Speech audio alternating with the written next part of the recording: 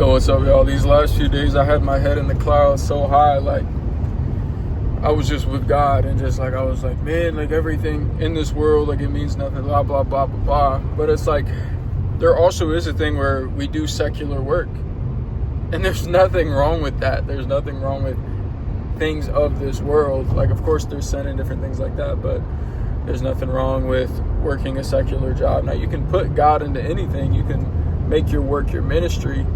And I do think that's obviously that's a beautiful thing to do. But, yeah, we do secular things as well.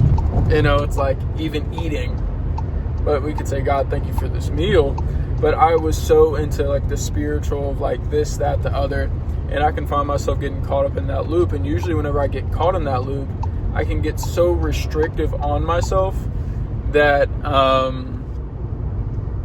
I end up...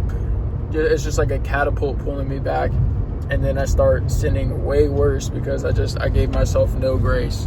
And then I was so focused on my works and what I wasn't doing. And don't get me wrong, I'm still working on taking sins out of my life and working on that with Jesus, but understanding I do have grace. Like, I can exhale. I don't have to be in anxiety all the time because I'm afraid of making a mistake, or judging so many people in my head because I'm like, oh, well, I'm not doing that, or I'm trying not to do that.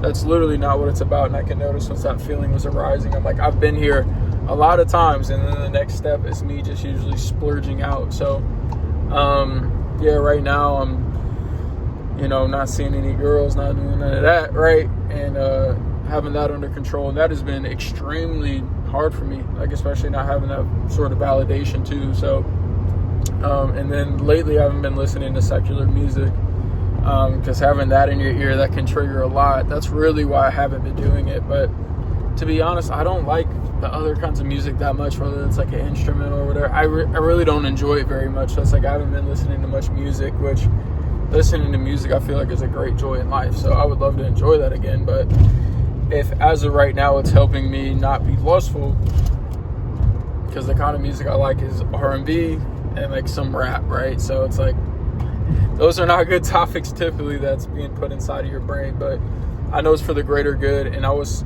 like, for a few days, I felt like I really wasn't able to be that productive because I was like, felt like I was going through withdrawals. And today I have a lot of energy. Going to be going to Bali tomorrow, all that sort of stuff. But yeah, man, I was eating terrible too. It's like, I noticed that too. Like, the more I get caught up in lust and girls, like, the worse my diet gets too. It's like things will start to slide, and then everything will get back in a loop again. But I noticed God's been making me stronger, and I felt like he let me kind of suffer for a few days, and my productivity was a lot lower.